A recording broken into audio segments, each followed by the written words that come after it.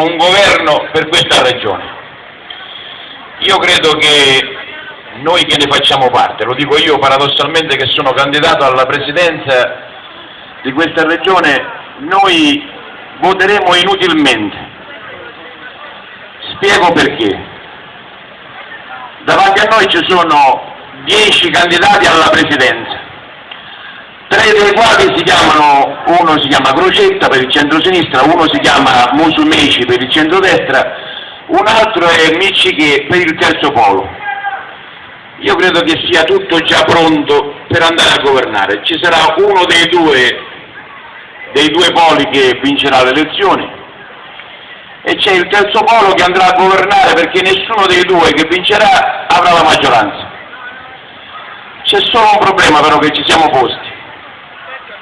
Dietro a queste foglie di fico che si chiamano con questi nomi che ho appena detto, ci sono tutti gli ambaradanni che hanno governato questa terra, anzi la stanno governando fino ad oggi. C'è da una parte il centrodestra con tutti gli uomini uscenti e non di questo centrodestra che ho governato nel 2008 insieme a Lombardo, dall'altra c'è una parte che è il PD che ha governato, pur avendo perso le elezioni nel 2008 ed avendole perse di brutto, ha governato insieme a Lombardo per gli ultimi 2 anni. Noi che siamo stati seduti al tavolo con tutti, quando a gennaio abbiamo fatto quella sommossa popolare, se così possiamo chiamarla, io credo che sia stata quasi una rivoluzione di popolo, noi che li abbiamo visti all'opera tutti diciamo questo: perché le ricette di Musumeci, Crocetta o Miccichè oggi dovrebbero essere credibili? Perché qualche mese fa, solo 7-8 mesi fa, noi avevamo proposto alcune cose che oggi ci vediamo nel programma di tutti e tre, ce le vediamo scritte nel programma di tutti. Perché oggi dovrebbero essere credibili? Domanda semplicissima: perché non le hanno fatte prima? Allora ecco perché dico, stiamo andando a votare inutilmente. Qualcuno l'altro ieri diceva le elezioni saranno determinanti. Una cosa assolutamente falsa: le elezioni non saranno determinanti. In questa terra non saranno le elezioni di ottobre a decidere se questa terra deve affondare o meno. Le elezioni di ottobre saranno solo un passaggio. In questa, voglio ricordarlo, democrazia malata, perché vincerà, mettetevelo bene in testa, vincerà chi oggi ha più euro da spendere. Se vedete in giro a Messina non ci sono grandi mostre di manifesti dei forconi. I forconi purtroppo non hanno fondi da spendere per farsi manifesti. Vincerà chi ha speso 160.000 euro per la Sicilia, 160.000 euro per il giornale di Sicilia. Non lo so se alla Gazzetta del Sud hanno comprato pure, ma so soltanto una cosa, che noi abbiamo mandato molti articoli a entrambi i giornali, anzi a tutti e tre, e poco spesso sono stati pubblicati. Abbiamo letto tutti i giorni da 2 mesi a questa parte articoli di giornale, ogni pagina costa 6-7 mila euro circa. Chi ha quel denaro da spendere ha passato un messaggio, i forconi non hanno voluto farlo. Andiamo alle televisioni, chi paga entra nelle televisioni e trasmette un messaggio che vuole trasmettere ai siciliani. Questa è la democrazia che viviamo noi. Bene, davanti a questa democrazia questi forconi che cosa dicono? Che in questa terra c'è bisogno di qualcos'altro. Ecco perché ieri mattina al mercato di Vittoria, andando a trovare produttori e commissionari nei quali molti si leggeva la depressione, il poco entusiasmo, anzi l'assenza totale di entusiasmo, ieri mattina a questi signori abbiamo detto una cosa che riteniamo di poter dire anche qua: il 28 di ottobre passerà, i siciliani sceglieranno questo governo. Dopo il 28 di ottobre ci sarà da mettere insieme di nuovo artigiani, commercianti, agricoltori, i licenziati dell'AICOM, i licenziati dell'ALI Gruppo, i licenziati di Termini Imerese. Questo disagio si deve mettere tutto insieme, perché non c'è soluzione a questo disagio. In questo sistema soluzione, dovete io la testa, non ce n'è. Non c'è speranza che si possa cambiare qualcosa se questa democrazia malata non si sveglia. Perché la ritengo malata? Basta guardarsi alle spalle.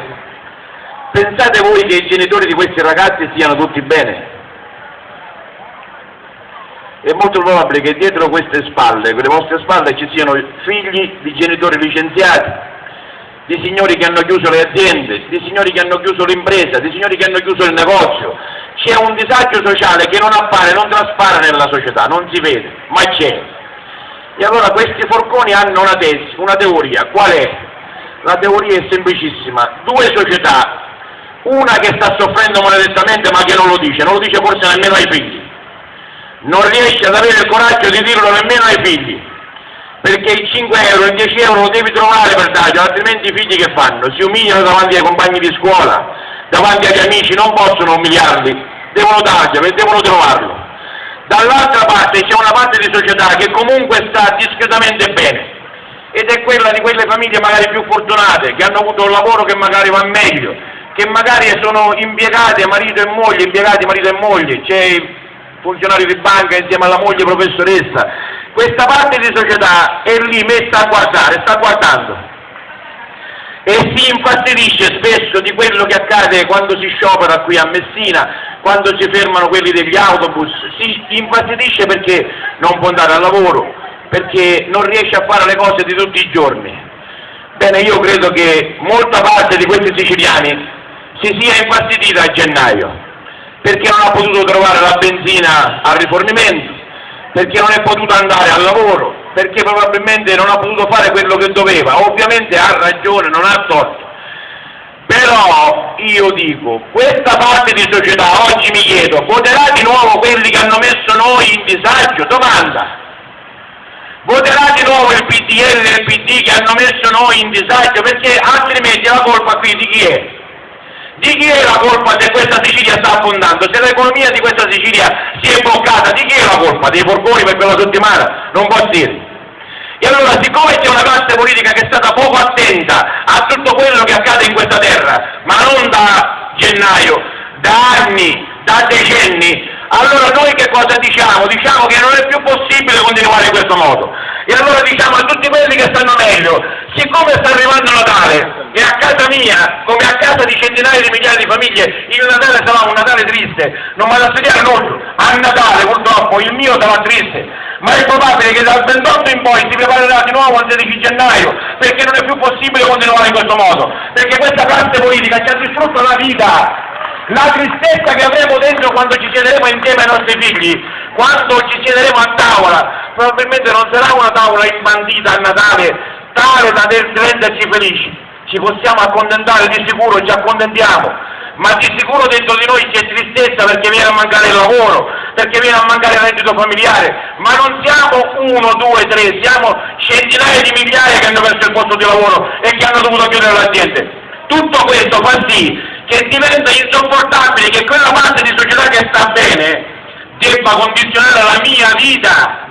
Allora saremo noi a condizionare la vita degli altri, non va a venire nulla a Messina, perché se qui è così, questa società va ribaltata di nuovo, va sanata, va curata, e va curata in una cura che deve essere quella sala di rimozione, oppure quella scossa, quell'elettroshock che c'è stato a Messina o in tutta la Sicilia a gennaio, deve rifarsi, perché per la nostra inesperienza quell'elettroshock non ha portato nulla. Per la nostra inesperienza quell'elettroshock non ha portato nulla. Anzi, è arrivato addirittura l'aumento del gasolio, dei carburanti, è arrivato addirittura che ci hanno fatto pagare l'IMU, anzi ora poi si è pagata la seconda rata perché ha potuto pagarla. Praticamente chi ha 300 euro di pensione addirittura si vede arrivare l'IMU, però guarda in televisione a quello che è successo nel Lazio. A quello che è successo nel Lazio, lo guarda, ma non può fare niente. Che cosa puoi fare davanti ad un sistema del genere? Come fai a combattere una società che si è strutturata in questo modo? Come fai a svegliarla? D'altra parte io dico, sono dei secoli ormai che i siciliani hanno inghiottito i rospi, perché noi siamo abituati a chiudere la porta a casa nostra e a risolvere individualmente i nostri problemi, o no? Questo è il nostro DNA. E allora a questo punto sapete che c'è?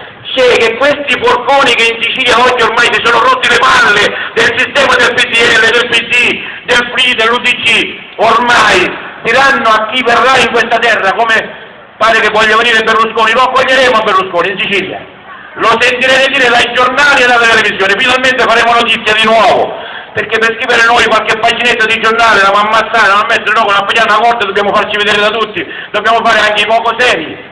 Allora questa è la democrazia che avremo e che avremo fino a quando non reagiremo a tutto quello che accade tutti i giorni.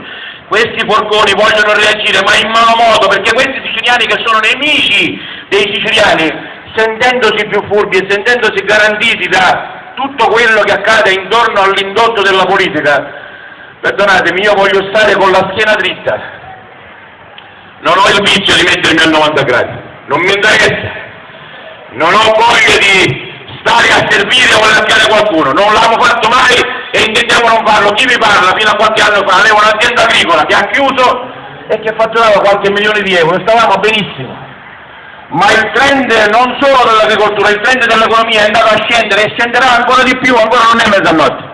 La vedrete la mezzanotte, sapete quando? Quando al comune di Messina non potranno pagare gli stipendi, e in molti comuni sta accadendo, quando al comune di Gela o al comune di Pachino da 3 mesi non li pagano, lì verrà fuori la